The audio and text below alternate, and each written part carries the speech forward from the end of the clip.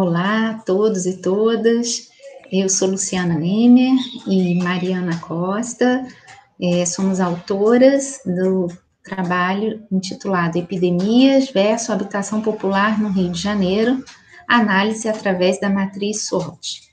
Somos do PPGAU, da UF, eu sou docente e Mariana é mestranda. E a Mariana vai começar falando do resumo do nosso trabalho, que a gente apresenta agora nesse primeiro Congresso Latino-Americano de Desenvolvimento Sustentável. Olá, sou Mariana Costa e o nosso trabalho analisa de forma comparativa a relação entre a habitação popular e as principais epidemias no Rio de Janeiro, do fim do século XIX aos dias atuais. O texto resgata a memória dos cortiços, relembrando a mortalidade da febre amarela e da gripe espanhola, segue estudando o processo de formação das favelas, em paralelo às epidemias de dengue e Covid-19, e as soluções implementadas pelo governo com o objetivo de melhorias das condições sanitárias na forma de conjuntos habitacionais e, mais recentemente, na sua urbanização. Foi escolhida a análise SWOT, justamente por ser uma ferramenta de reflexão e posicionamento em relação às situações, e foi utilizada para listar pontos de fraqueza e potencialidade dessas soluções de habitação popular frente aos problemas sanitários e às soluções impetradas pelo poder público. Na metodologia se destacam as consultas em fontes secundárias e as pesquisas iconográficas que ilustram as situações e fornecem subsídios para a aplicação da análise SWOT. As conclusões destacam o quanto as epidemias flagelam de sobremaneira a população residente em áreas carentes, cuja ausência de soluções salubres e urbanísticas adequadas demonstram a falta de planejamento e de gestão urbana. Inicialmente, vamos falar dessas epidemias e pandemias. A preocupação com essa transmissão de doenças, ela pode ser encontrada nos primórdios da humanidade, e a palavra epidemia é encontrada nos primeiros livros de medicina. Os termos epidemia e pandemia se diferem. O primeiro se refere às condições infecciosas e contagiosas, mas que ocorrem somente em uma comunidade ou região específica, e o segundo, quando se propaga e atinge simultaneamente um grande número de pessoas em todo o mundo. A primeira grande epidemia do Rio de Janeiro foi a febre amarela no século XIX, e a questão de insalubridade se tornou ponto focal nas condições de habitação no Brasil. Os relatórios de saúde do Império apontam para o problema descrevendo epidemias recorrentes e com alta mortalidade. A primeira, ela chega no fim do século XIX através de navios negreiros provenientes da África. Apesar de terem existido o que se chamava, na época, de febres, nenhuma delas teve um impacto de mortalidade como a febre amarela. Logo depois, no início do século XX, chega ao Rio de Janeiro mais uma epidemia que traria consigo um rastro de mortalidade, a gripe espanhola, que levou essa alcunha pela grande destruição em terras espanholas. Ela aparece em duas ondas diferentes, fevereiro e agosto de 1918. Segundo Rocha, na primeira era uma doença contagiosa, porém branda, e na segunda onda tornou-se mortal. No Brasil, a epidemia chegou em setembro de 1918, apesar da descrença das autoridades de que não atingiria as terras nacionais. Mais uma vez, chega através de portos, com o desembarque de doentes, principalmente marinheiros que prestaram serviço na costa da África. Do início de sua chegada até a primeira quinzena de novembro do mesmo ano, a capital fluminense foi especialmente afetada pela mortalidade da doença. Estima-se que somente no Rio de Janeiro, 14.348 morreram e 65% da população adoeceu. No século XXI, a gente tem, no século XXI, apesar da dengue ela ter sido uma chegada no século XIX, Ela foi erradicada em 1955, mas o relaxamento das medidas adotadas causou sua reintrodução no Brasil. Nos anos de 2001 e 2002, o município do Rio de Janeiro passou por uma grande epidemia de dengue, com 177.919 casos, de acordo com dados da Secretaria Estadual de Saúde. Entretanto, a dengue tem se apresentado na cidade com alto número de casos, sendo, portanto, uma endemia constante. No ano de 2006, houve registro de 31.054 casos no estado, dos quais 14.989 na cidade. Em 2007, houve um acréscimo de 78%, com 26.810 casos. E agora a gente fala da pandemia que está assolando todo mundo, a Covid-19, que é um vírus do tipo ARN, de cadeia simples positiva, pertencente a uma grande família de vírus chamadas coronavírus, e que podem causar de simples gripes até casos mais graves, como a Síndrome Respiratória do Oriente Médio, a MERS, ou a Síndrome Respiratória Aguda Grave, a SARS. A SARS-CoV, ou Covid-19, como é comumente falada, é o 7º coronavírus conhecido que infecta 7 seres humanos. Em março de 2020, a pandemia de Covid-19 passou a ser uma realidade no Brasil e teve sua chegada proporcionada por viajantes e residentes brasileiros que foram principalmente para a Europa e contraíram o vírus. Os principais casos se concentraram na zona sul da capital fluminense, onde se localizam principalmente classes média, alta e alta. Mas a partir de abril, o espraiamento da doença atingiu todo o município. De acordo com a Prefeitura do Rio de Janeiro, foram contabilizados até a data de 14 de março de 2021, 213.488 casos da doença, com 19.380 óbitos, desde o princípio da pandemia. Bom, agora a gente vai falar um pouco sobre a habitação popular, que acompanhou todas essas doenças, epidemias e pandemias. Então, os cortiços e as epidemias na virada do século XIX para o XX. As primeiras casas que procuravam atender a população mais carente foram chamadas de estalagens. Eram grupos de casas térreas construídas, enfileiradas e com dimensão muito reduzida. O objetivo era justamente maximizar o número de pessoas e reduzir o valor do aluguel nessa menor área possível. A gente tem uma figura aí à direita mostrando. Ao buscar mais lucro nesse mercado do aluguel, as casas térreas e espaçosas e também os sobrados começaram a ser divididos, e aí veio o nome de casa de cômodo ou casa de alugar cômodo. As duas tipologias, tanto os cortiços como as casas de cômodo, elas tinham sanitários e pátios de uso coletivo, e além desses existiam também as construções precárias que se denominavam cortiço. O mercado desses aluguéis mostrou-se extremamente lucrativo, tornando-se cada vez uma prática mais ampliada por proprietários, e começou a abrigar uma grande fatia da população.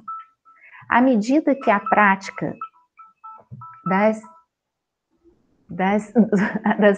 de habitações com padrões de salubridade questionáveis se multiplicava, cada vez mais surtos de epidemias não conseguiam ser contidos pelo poder público. Médicos e engenheiros sanitaristas alertavam cada vez mais sobre as condições precárias dessas moradias e para os problemas de saúde recorrentes dessas condições. Pode passar, Mariana. As primeiras casas que procuravam atender essa população foram chamadas estalagens, grupos de casa térrea enfileirada. Além disso, o objetivo era maximizar o número de pessoas e reduzir o valor do aluguel. À medida que se praticava habitações com padrões de salubridade questionáveis, se multiplicava a questão dos surtos e epidemias, que não podiam ser mais contidos pelo poder público. Médicos e engenheiros sanitaristas alertavam cada vez mais sobre as condições precárias dessas moradias. Assim, o Império começa a agir, com incentivo para a construção das chamadas vilas higiênicas, que seriam a resposta para todos os problemas de insalubridade dos cortiços. Conforme Lilian Weiss, para alcançar o objetivo de condições saudáveis de higiene, essas novas casas teriam inovações técnicas e sanitárias, mas essas eram custosas. Elas deviam ter um número máximo de moradores adequado, com iluminação e ventilação, e menos instalações coletivas e como instrumentos de controle sobre os moradores. Para esse modelo se tornar realidade e baratear a construção, algumas isenções e facilidades foram dadas aos construtores pelo governo. Depois desses cortiços, a próxima moradia precária foram as favelas. O aparecimento delas no Rio foi um processo longo, iniciado no final do 19 e no início do 20, com ocupação de morros da cidade por uma parcela esquecida do poder público que precisava ficar perto da área central, porque não tinha incentivo nem condição financeira de morar longe, em regiões mais afastadas, também longe do emprego. Assim, a população carente começa a ocupar morro e depois áreas alagadas, onde o risco que se expunham era grande, as doenças graves ligadas ao adensamento cada vez maior, casas de cômodo único com famílias numerosas, falta de saneamento básico, condições mínimas de salubridade. Faltava uma ventilação adequada, iluminação, instalações hidrossanitárias e não tinha recolhimento do lixo. A permanência do problema ainda no século XXI demanda uma crítica à desigualdade social cada vez maior nos tempos atuais, reforçada pela especulação imobiliária. O IBGE cita que a cidade do Rio possui 763 favelas, com cerca de 1.400.000 habitantes. Esse valor corresponde a 22% da população da capital e transforma na cidade com a maior população vivendo em aglomerados subnormais do país. A solução foi a construção de conjuntos habitacionais. Da mesma forma que ocorreu durante as epidemias passadas, a inadequação habitacional se mostra um ambiente focal de diversos problemas sanitários. Sendo assim, o poder público procurou contorná-las através de investimentos em saneamento urbano e melhorias habitacionais. Enquanto no século XIX o problema era solucionar os cortiços, a partir do século XX a meta era solucionar os problemas das favelas. Na verdade, o que mudou foi o nome, as dificuldades eram as mesmas. Criou-se a Fundação da Casa Popular, posteriormente o BNH. A descontinuidade dos programas e períodos de recessão econômica levaram à falta de uma política habitacional robusta que promovesse a inclusão social.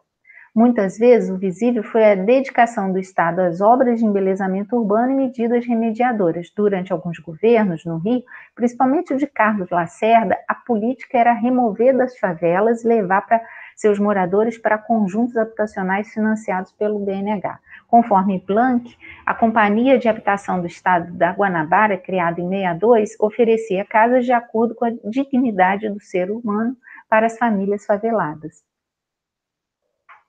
A urbanização de favela, feita pela Prefeitura do Rio, criou um programa com o nome de Favela Bairro, seguindo as bases da política habitacional da cidade do Rio, que teve como principal objetivo a complementação ou construção da estrutura urbana principal, acessibilidade e saneamento, oferecendo condições para a urbanização da favela como bairro, deixando a construção habitacional a cargo dos moradores.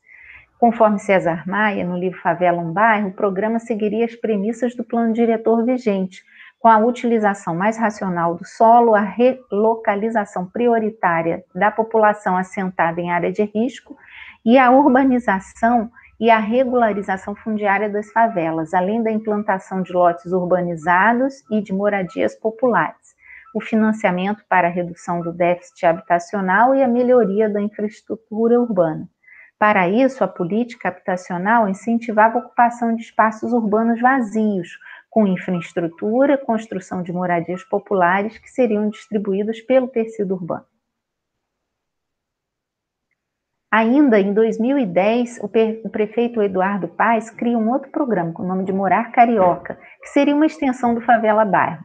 Apesar de todas as promessas, diferenciava-se em sua atuação. Enquanto Favela Bairro tinha um foco voltado para a qualificação do espaço público, melhoria de infraestrutura e o reassentamento somente para famílias em áreas de risco, o Morar Carioca tinha um aporte financeiro mais robusto e modificaria radicalmente o tecido urbano das favelas com melhoria das habitações. Segundo Leitão, cabe ressaltar que até 2014, quando o trabalho do Leitão foi escrito, o programa Morar Carioca permanecia sendo mais uma intenção da prefeitura do que uma política concreta. Então, a gente escolheu a análise SWOT justamente para poder demonstrar nesse trabalho todos os pontos fortes e fracos e todos o que o ambiente externo e interno ele incutiu em cada uma dessas soluções impetradas pelo poder público. A análise SWOT é utilizada como uma ferramenta de reflexão e posicionamento em relação à situação da habitação popular ante dos problemas sanitários e as soluções impetradas pelo poder público para a inadequação habitacional. O termo SWOT é a conjunção das palavras strengths, força, weakness, fraquezas, oportunidades e threats, ameaças. Essa análise corresponde à identificação por parte da organização e de forma integrada dos principais aspectos que caracterizam a sua posição estratégica num determinado momento, tanto interna como externamente. Primeiramente, a gente fez a análise SWOT dos cortiços, que tinham internamente como pontos fortes um preço acessível às classes mais próximas e a localização próxima ao trabalho. É importante salientar que, nessa época, os empregos ficavam basicamente no centro da cidade do Rio de Janeiro, onde essas pessoas tinham que trabalhar e o transporte era praticamente impraticável. Seu ponto fraco é esse adensamento excessivo, até porque, como a professora Luciana Nemer explicou, em pequenos espaços moravam muitas famílias sem condições, e essas habitações eram precárias, com instalações deficientes de uso comum, como lavanderias e banheiros para um grande número de pessoas. Externamente, a gente pode, como grande ponto, a gente pode sinalizar que nessa época há um crescimento econômico acelerado com grande migração.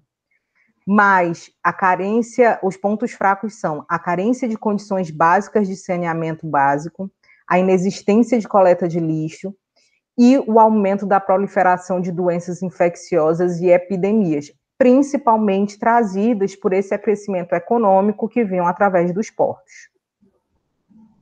Então, o governo escolheu a Vila Higiênica, que também, como foi feita a grande solução, mas também tinham pontos fortes e pontos fracos. O principal ponto forte da Vila Higiênica com relação ao ambiente interno que são habitações com melhores condições sanitárias, com presença de banheiro dentro das suas unidades, e uma melhoria nas condições de circulação de ar e conforto térmico. E, externamente, o principal ponto forte foi a isenção de impostos definida pelo Império para construtores e materiais construtivos.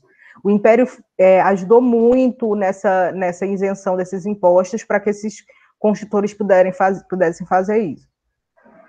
Mas, internamente, o preço do aluguel dessas casas ficou inacessível para classes mais pobres e acabou propiciando a segregação social.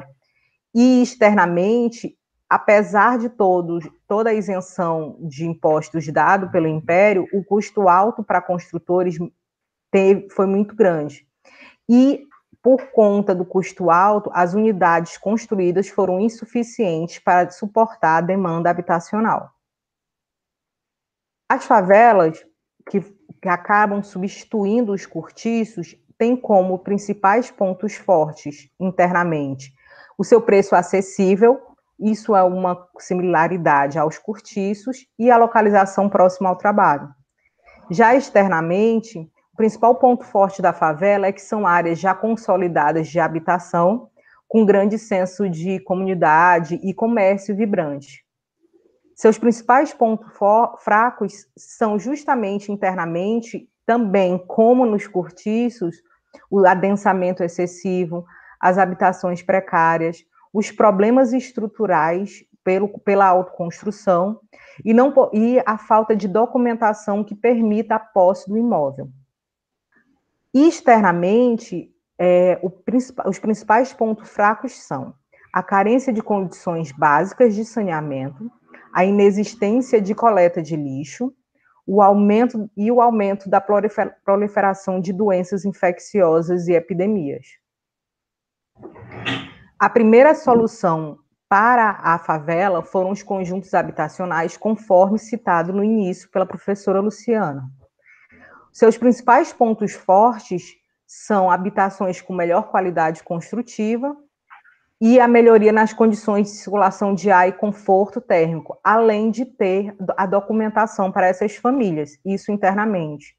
E externamente, a gente pode colocar como grande ponto forte o investimento do governo federal para a construção, com a visão desenvolvimentista que propicia a criação de empregos. Seus principais pontos fracos internamente é justamente a localização em áreas periféricas do Rio de Janeiro, com um transporte público deficiente, e isso propiciou um abandono dessas unidades habitacionais e o retorno para as favelas de origem por muitas pessoas, justamente pela distância do trabalho e por se tornar muito caro ir ao trabalho pela sua localização. Externamente, apesar do grande investimento, as unidades ainda são insuficientes para suportar a demanda habitacional. A segunda solução foi o Favela Bairro, que tinha como pontos fortes internamente a melhoria nas condições de mobilidade urbana e infraestrutura básica, e ela consolida a ideia da favela como parte da cidade que não deve ser removida. Externamente, você percebe uma atenção do poder público e uma forte participação popular. A gente pode, inclusive, falar que foi a primeira vez que há exatamente uma mobilização popular para escutar esses moradores. E, internamente, você tem como pontos fracos a não melhoria dessas habitações, porque o Favela Bairro ele focava principalmente na infraestrutura dessas comunidades, e, externamente, o investimento baixo da prefeitura, que acabou não conseguindo, apesar de vários projetos terem conseguido ser concluídos, eles ainda não conseguiram fazer tudo o que eles queriam. Depois do Favela Bairro, veio o Morar Carioca, que teve como principais pontos fortes internamente a ampliação da visão do Favela Bairro, que é justamente, e teve a ampliação da visão de assistência técnica para essas habitações. E além das melhorias do Favela Bairro, ele foca em acessibilidade e sustentabilidade. E tinha um investimento proposto externamente superior ao Favela Bairro. Na verdade, o Morar Carioca, no papel, ele teve um investimento muito vultuoso. Nos pontos fracos, internamente, apesar do marco temporal proposto de 10 anos, o Morar Carioca tinha como proposta terminar todas as suas melhorias em 2020, ele nunca saiu do papel. E, externamente, os investimentos propostos para o programa, eles foram enviados para obras de embelezamento da cidade, principalmente em função dos mega-eventos da época no Rio de Janeiro. Ao utilizar a matriz SWOT, que é uma ferramenta bastante conhecida de análise de gestão para o diagnóstico dessas soluções propostas para minimizar a inadequação habitacional e a insalubridade das moradias populares, se iniciou uma reflexão sobre quadros de épocas diferentes, mas que trazem muitas similaridades na história da habitação popular no Rio de Janeiro. Em momentos históricos tão impactantes na vida cotidiana do município, a similaridade da problemática da inadequação habitacional e das epidemias, com sua mortalidade aguda em classes mais pobres, nos convoca a seguinte reflexão. A desigualdade social e a marginalização mantida durante séculos matam consideravelmente uma parcela que não tem condições de habitabilidade mínimas. No século XIX, a epidemia da febre amarela e gripe espanhola forjaram o movimento sanitarista no Rio de Janeiro, de uma forma que afetou profundamente o tecido urbano da cidade e continua até hoje. Agora, a cidade passa por um momento similar, que deixará marcas em uma população que já é castigada de maneira desconfortavelmente idêntica. Cabe aos pesquisadores, técnicos e governantes avaliarem uma mudança na trajetória e discutir claramente qual será o futuro para essas pessoas, como melhorar suas condições de vida e como protegê-las nas próximas crises. E aí tá nossas referências bibliográficas e fica o nosso agradecimento à CAPES, à UF e ao PPGAL.